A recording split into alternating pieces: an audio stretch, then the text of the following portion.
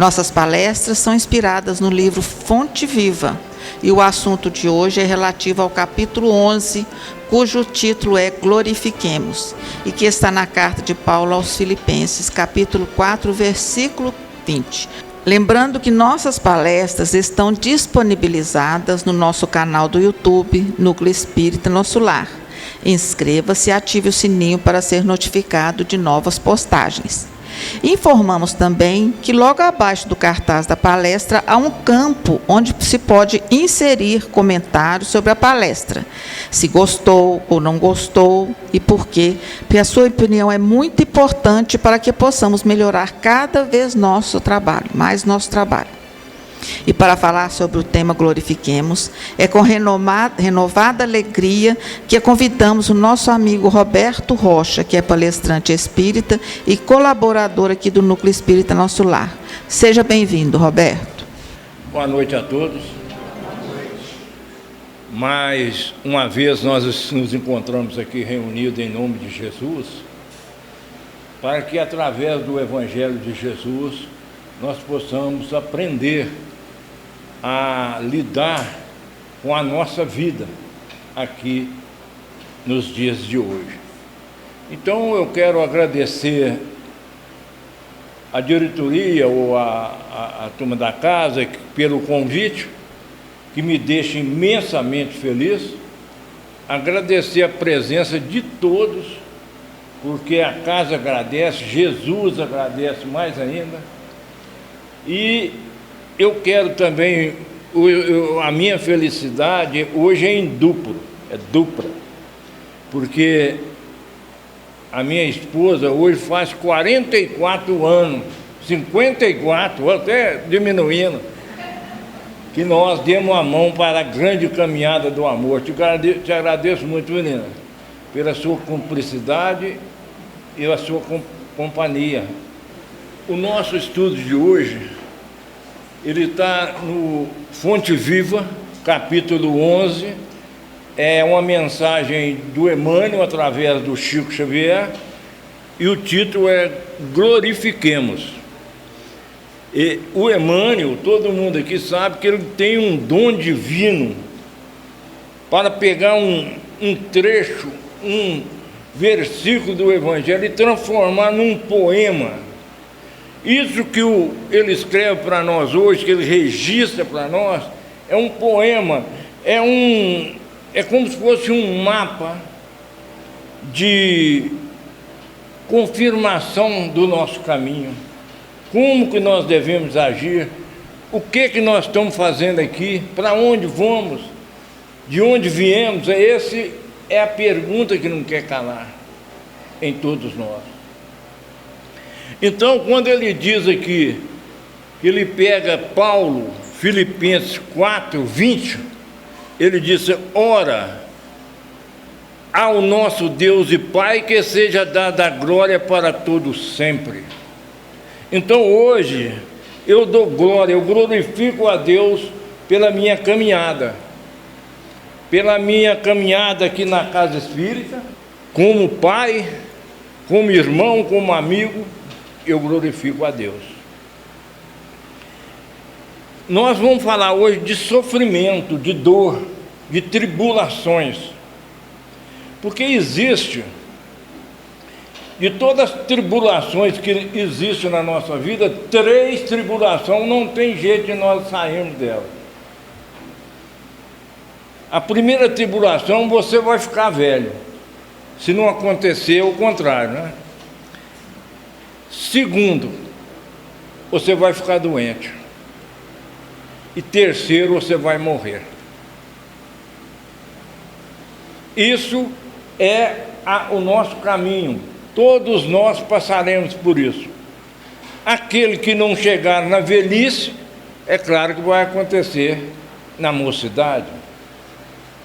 Então, nós temos que ter em mente que o Evangelho vai nos trazer o esclarecimento para a nossa vida. Olha, quando nós olhamos o Livro dos Espíritos, na pergunta 649, quando Kardec, que coordenava a doutrina espírita, indagou aos imortais, dizendo ele em que consiste a adoração, porque aqui está dando, porque nós devemos dar glória a Deus, quer dizer, que nós devemos adorar, louvar, agradecer. E nesse agradecimento, meus irmãos, a coisa mais séria que tem é o agradecimento. Aquele que passa pela vida e não conhece o agradecimento é muito triste. A pessoa ingrata, ele deve agradecer em tudo. Por isso é que Paulo, em certa parte das suas cartas, ele diz: em tudo dai graça. E hoje nós temos que dar graça porque nós estamos aqui em contato com as palavras do Cristo, com as palavras do Evangelho que nos ensina, que nos esclarece, que nos dá esperança de uma vida melhor. Se quando essas 3 tribulações nós vamos morrer, mas a morte para a doutrina espírita não existe. A morte não existe. O que perece é o nosso corpo físico, mas o nosso espírito não termina, a nossa vida não termina na tampa fria do túmulo, que mostra que nós reergueremos no plano espiritual, consciente. Só que agora com um problema, trazendo na nossa consciência o inferno criado por nós mesmos, ou o céu também criado por nós. Então nós temos que olhar como nós estamos vivendo. Então quando ele diz que a lei, o que consiste a lei de adoração, ele diz que os espíritos respondem a Kardec, que é a elevação do pensamento a Deus.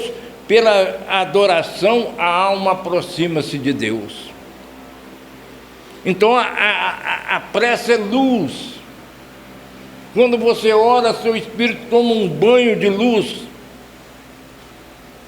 E quando você eleva o seu pensamento, por isso que em muitas orações as pessoas dizem: vamos elevar o nosso pensamento. Não é isso?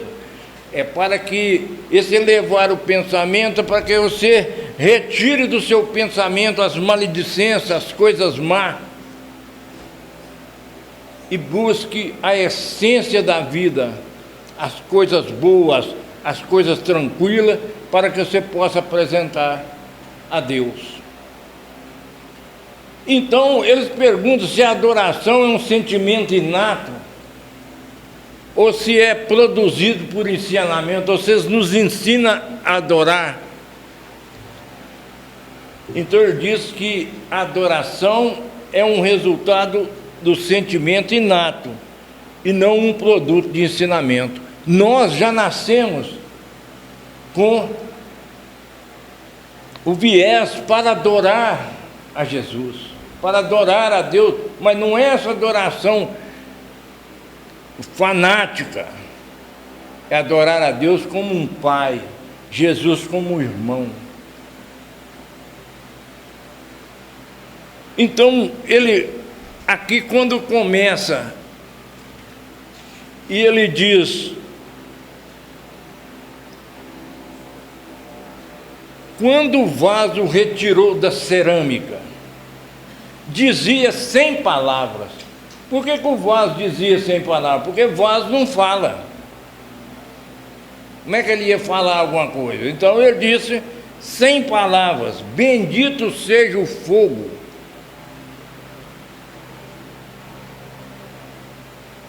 que me proporcionou a solidez. Então, meus irmãos, nós todos somos vasos de Deus.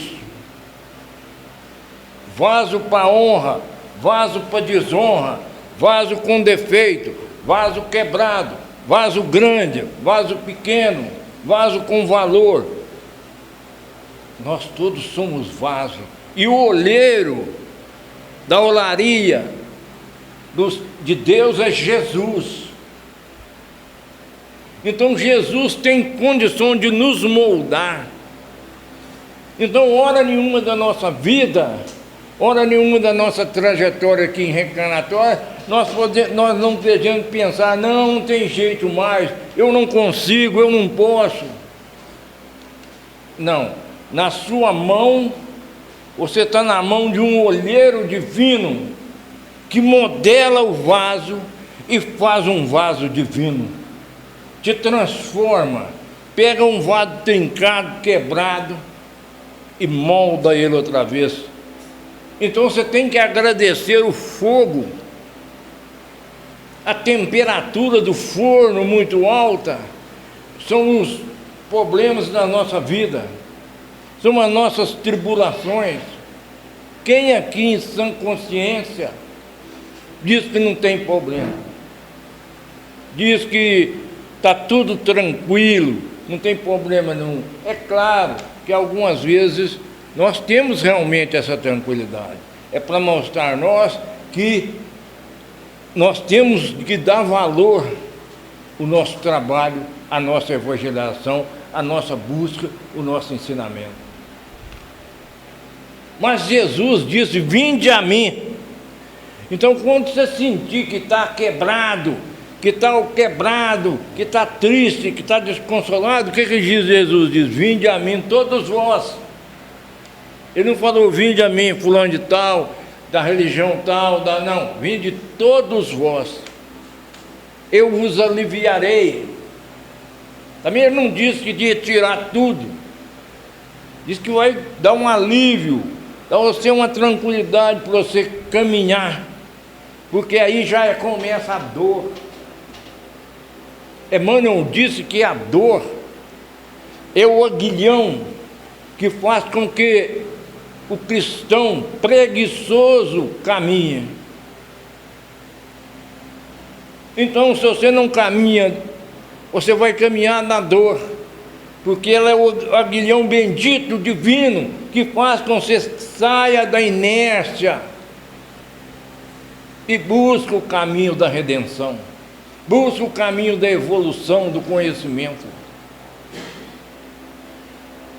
Então, meus irmãos, viver não é muito fácil. Tem gente que existir, tudo existe. Mas viver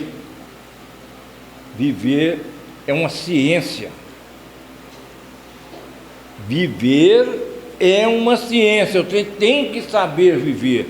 Nós não estamos aqui de calção de banho numa praia, não, nós estamos aqui a trabalho. Esse vaso que sai do forno, ele sai transformado, ele sai mudado. Então é preciso que nós nos transformemos, que nós busquemos essa transformação através de Jesus, através do seu Evangelho, do seu caminho divino. Ah, mas eu não dou conta. Não, mas é difícil, mas não é impossível. Você não tem que fazer tudo agora, porque quem dizer que fez tudo agora está mentindo, porque não tem santo. Dessa santidade que nós estamos procurando, nós estamos longe. Nós ainda temos que andar e muita poeira na nossa sandália. Nós ainda somos classificados no mundo espiritual como crianças. Agora, o que é criança para o mundo espiritual? Não é essa criança de hoje. É a falta de conhecimento. O profeta Oséias diz, meu povo sofre por falta de conhecimento. Porque nós não conhecendo, nós tornamos uma criança. Fazemos coisas sem pensar nas consequências. Mas tem um livro do Divaldo e do Filomeno de Miranda, Reuniões Mediúnicas, que diz que não passa mais que seja sutil um deslize nosso, cairá na nossa conta e nós teremos que consertar. Quando esse vaso entrou nesse forno, ele entrou mole, qualquer coisa desfazia, mas quando ele saiu dizendo aqui que ele saiu na solidez. Ele aí estava pronto para aguentar os desaboros, os trancos da vida. Porque todos nós, além disso que eu falei da morte, disso, daquilo, mas só que nós sabemos que a morte não existe. Porque a primeira coisa que a doutrina espírita fez foi matar a morte. Quando Paulo, certa vez, diz: morte, onde está a sua vitória? Quando Cristo levanta-se, ergue-se em sua ressurreição no domingo. Onde está a vitória da morte? Nós somos considerados mortos quando nós estamos fora da lei de Deus. Deixai os mortos enterrar os seus mortos. Porque morto tem condição de enterrar morto? Não tem. Mas o morto que estava morto e o outro morto por não ter conhecimento de nada, por ter seu coração vazio de ensinamentos. Então é também um morto. Vai enterrar os mortos. Meus irmãos, é preciso que nós façamos um resumo, uma reflexão profunda na nossa vida. Como está o meu vaso? Meu vaso está feio, deteriorando, trincado. Temos que pensar nisso. Quando ele disse: quando o arado azentou-se da forja, afirmava em silêncio. Por que o arado afirmava em silêncio? Porque arado, ele não fala. Mas ele agradeceu. Bendito seja o malho, a marreta, o martelo, que me deu forma. Meus irmãos, o que vai nos dar forma divina, porque nós estamos aqui numa luta, numa caminhada do átomo ao arcanjo. E o que não vai nos malhar, e o que nos vai consertar, é as pancadas da vida. O arado somos nós, ali disforme, um pedaço de ferro disforme, cai na mão do ferreiro, porque Jesus é mestre na ferraria. Ele pega, o dono da ferraria é Deus, mas Jesus é o mestre. Ele pega esse pedaço e começa a bater, começa a esquentar, tira e faz uma peça útil para arar a terra e fazer a plantação. Nós, quando saímos, criados simples e ignorantes, fazíamos parte de espíritos em grupos, até que dia chega em que nós nos transformamos em espírito. Agora, com a consciência e individualidade, e ganhamos a ferramenta, o livre-arbítrio, mas caímos numa lei divina e imutável, a lei de ação e reação, a famosa lei de causa e efeito. Então, quando nós estamos formando em espírito, nós éramos um pedaço de ferro disforme, e o ferreiro pegou e começou a dar pancada, a bater, a ensinar, a mostrar coisas, até que nós nos transformamos nesse arado. Arado aqui quer dizer trabalho, perseverança, esperança de boa colheita, esperança de tudo dar certo.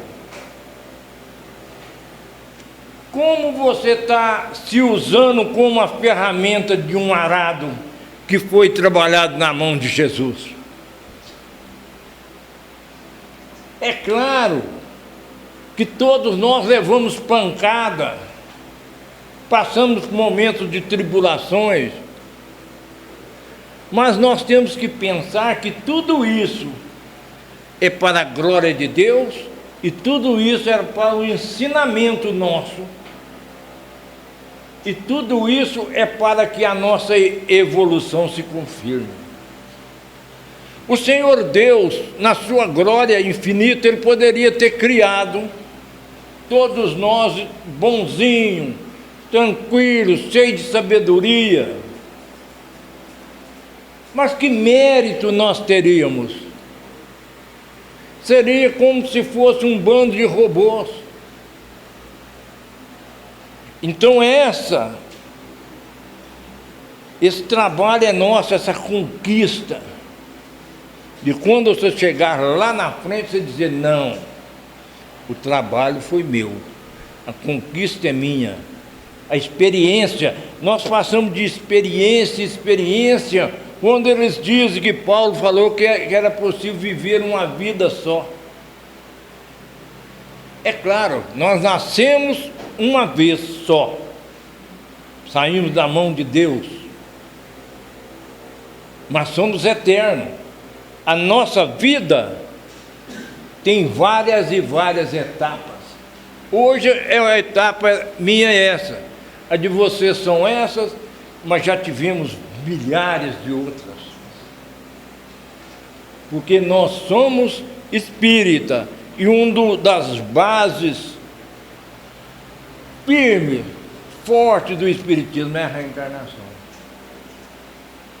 Sem a reencarnação, meus irmãos, não há como explicar a glória de Deus, a sua onipotência, a sua onisciência e a sua onipresença, a sua misericórdia, o seu amor. Como é que você vai explicar a justiça de Deus se não houvesse a reencarnação?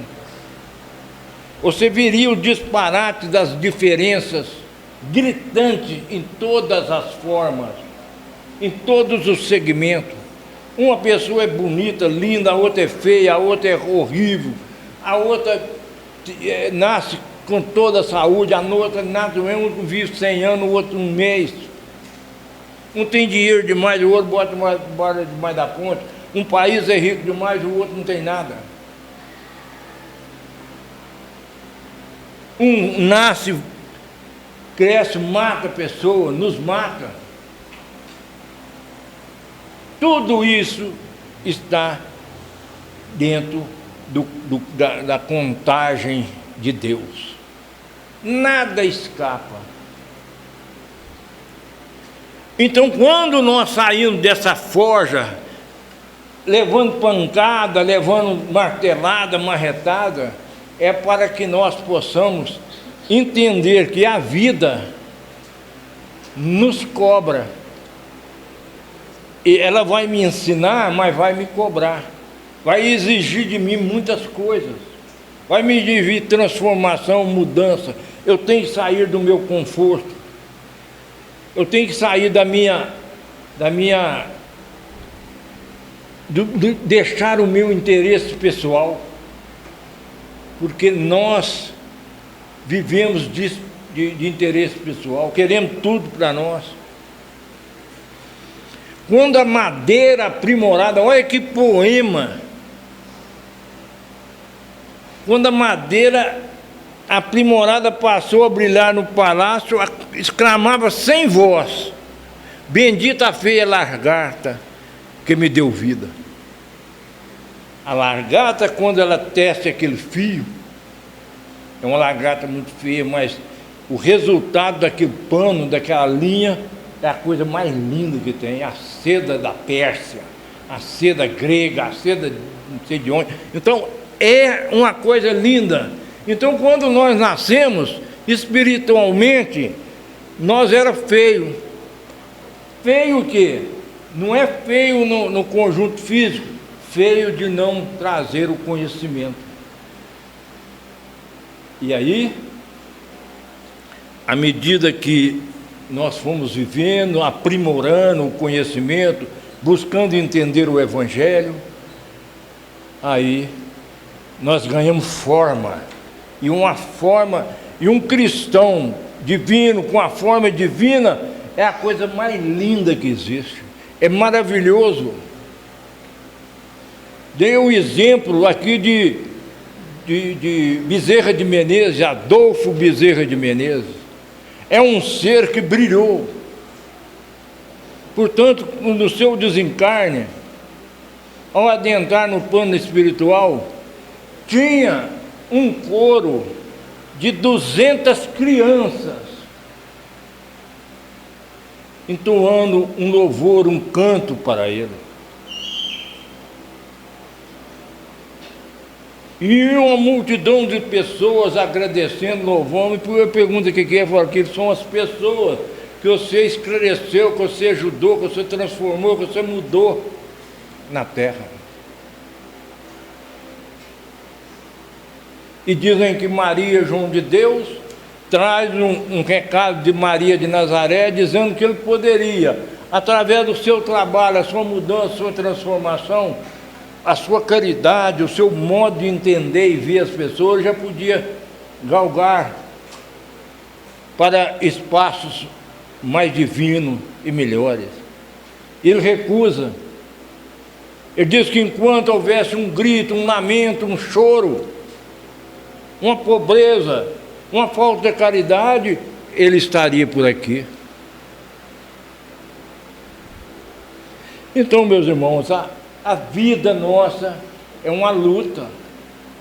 Ah, mas a minha é ruim demais. Não existe uma coisa pior do que a outra. Todos nós estamos na nossa lição. Uma lição é mais dura do que a outra, mas nós conseguimos passar dentro da nossa orientação. O que nós temos que buscar é o entendimento. Tem que ser espírita? Não. Você busca esse conhecimento, essa condição de caridade, de amor, em qualquer lugar que você estiver. Nós temos como exemplo a irmã Sheila. A irmã Sheila, ela estava na Segunda Guerra Mundial e ela era enfermeira. Quando ela passa atendendo os feridos da guerra, ela passa de uma barraca de lona para atender um outro cliente, cai uma granada ali. E um petardo, um estilhaço daquela granada atinge-lhe a fronte. Irmã Sheila já cai desencarnada. E ali naquela sonolência ainda, naquela perturbação, ela escuta uma voz. Segundo ela, era um homem alto, dos olhos azuis, cabelo louro, que ela interpretou que talvez podia ser seu pai. E ela escuta a voz: acorda, Sheila, acorda. Porque aqueles que amam Jesus, nem depois da morte, podem descansar. E dali, naquele mesmo instante, ela já passa pelas mãos de Adolfo Bezerra de Menezes e está até hoje atendendo-nos espiritualmente aquele que necessita. Então é isso, porque quando a lâmina pegou a madeira, nós também éramos madeira, cheia de galho, tudo torto, a lâmina da vida. Quantos golpes nós tomamos até hoje? Nós temos ideia dessa vida, mas nós não somos da agora, nós somos espíritos milenares. Quantos golpes nós já tivemos? Quantas lâminas para nos botar, quando ele está dizendo agora brilhar no palácio da vida. Quantas lâminas, quantos cortes, quantas lixas, quantas coisas ainda vamos passar para nós brilharmos nos castelos da vida. Nós temos que pensar que nós temos um Deus de amor e bondade, que nos classifica nesse momento com crianças. A espiritualidade ainda não olha, mas eles estão num grande berçário, tamanho ainda é o nosso pouco conhecimento espiritual. A regeneração já está se acontecendo. É preciso aprimorarmos como essa lâmina da vida, buscando reluzir. Amigos do negócio, é difícil. Fala da nossa transformação e da nossa mudança. Como nós vamos transformar?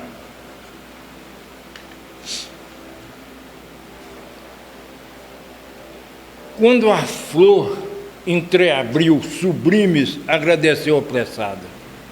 Bendita a terra escura que me encheu de perfume. Olha, meu, nós somos essa flor. Você não já escutou aquela música de Francisco de Assis, que é morrendo que se vive para a vida eterna? É a semente. Nós somos essa semente na terra escura. Quando nós entreabrimos sedosa e aveludada, agradecemos o perfume, passamos por noite escura, passamos por tempos difíceis, mas Jesus disse que por mais que seja escura a madrugada, a alvorada sempre vem. E segundo um ditado árabe, ninguém pode deter a madrugada. Por mais que nós nos encontremos nos escuros, na vida, não desanime. Pense que Jesus é nosso mestre, nosso guia, nosso modelo. Nós temos que imitá-lo, porque Ele é nosso modelo. Modelo é para ser imitado. E mestre é o que nos ensina. E guia é aquele que nos conduz para os caminhos seguros. Em qualquer situação, está escura a madrugada, mas a alvorada está chegando, segure na mão de Jesus. O mar está violento, como aquela música, segura na mão de Deus. Ela te sustentará, glorificai ao Senhor por todo sempre, porque Ele é a mão que te sustentará no dia da tempestade. No dia da grande tempestade você estará seguro.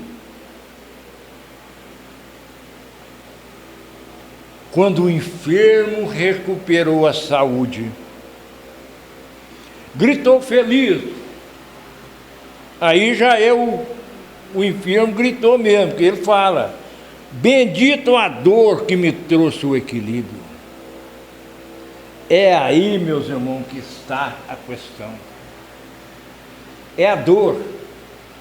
Mas não é essa dor que nós estamos... Porque aí você vai glorificar o Senhor em toda dor. Não, não é assim. Vocês com uma terrível dor de cabeça, vocês saem para a rua, glória a Deus, estou com a cabeça em tempo de estourar. Não. Não é isso. Eu estou com uma doença incurável, glória a Deus. Não, não é isso. É você saber que aquela dor, aquele problema, aquela tribulação que você está passando, ela está te ensinando ela é o seu mestre, a dor. Porque a dor é que ensina. Eu não viu o que o irmão falou? O aguilhão que faz com que o cristão preguiçoso caminhe. Então aquela dor está nos avisando qualquer coisa. Então o certo seria nós dizer: Senhor, glória, Senhor. O que essa dor está querendo me ensinar? E ora a Deus com toda a sua força, com todo o seu coração. Buscai o Senhor enquanto é tempo. Buscai o Senhor enquanto é luz. Porque no dia da escuridão fica mais difícil. Então por que o enfermo que recuperou a saúde gritou feliz? Porque Jesus veio aqui não para colocar remendo novo em pano velho. Ele veio para tirar as doenças da nossa alma, a doença espiritual, a moral,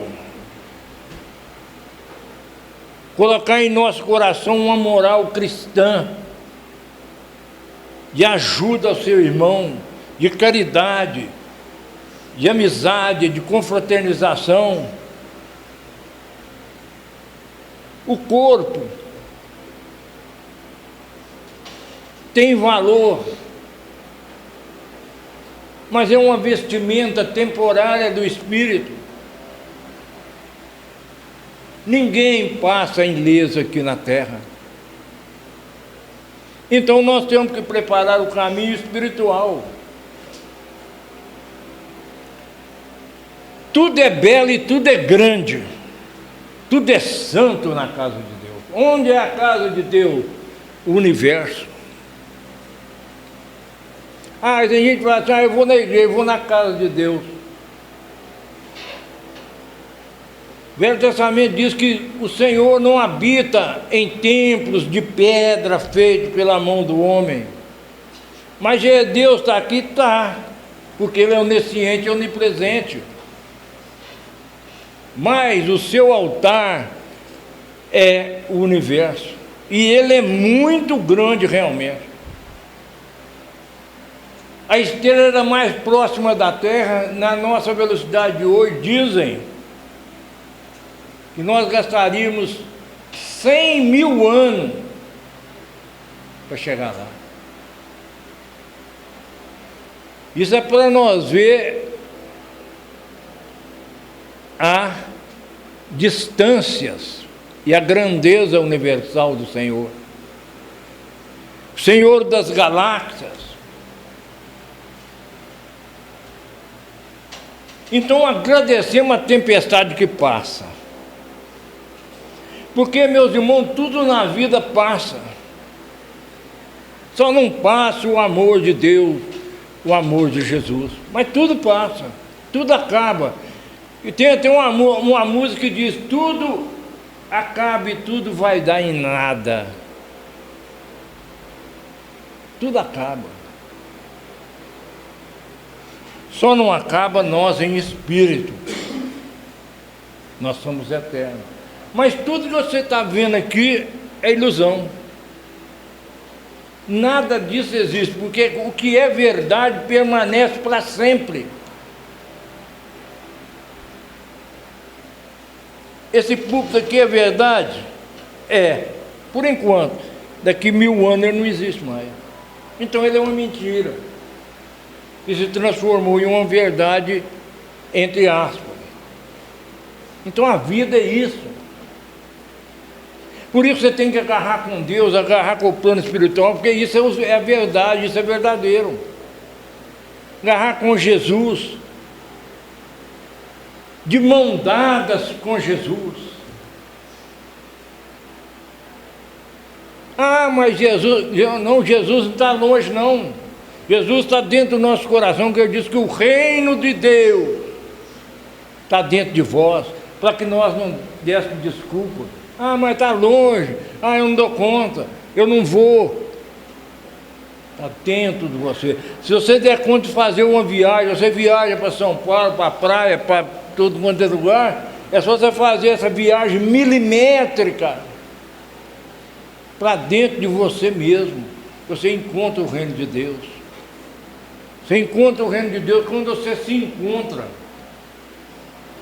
Eu me encontrei, Senhor. Glória a Deus para todos sempre. Porque até então nós estávamos perdidos nas tempestades da vida, perdidos na mão do ferreiro que ainda não tinha nos dado forma. Era só uma semente. Era uma madeira seca lá jogada num canto. Era um vaso quebrado, no qual tem aquela música que diz: faz-me de novo, Senhor, eu quero ser um vaso novo. Então é isso que nós temos que fazer. Senhor, glória a Deus. Senhor, vós é o olheiro de Deus, eu sou um vaso em sua mão. Transforme-me, dê-me forma, solidez, para que eu seja um vaso produtivo, um vaso que possa transmitir alegria, sentimento, amor e esperança. Amigo, o que eu tinha em mente para passar para nós era isso. Porque eu compareci aqui hoje como aprendiz. O que nós todos somos, aprendizes do Evangelho.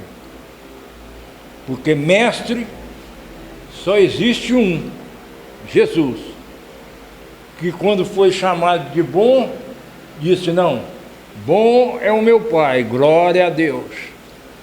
Eu, mestre, dizeste bem, eu sou mestre ainda.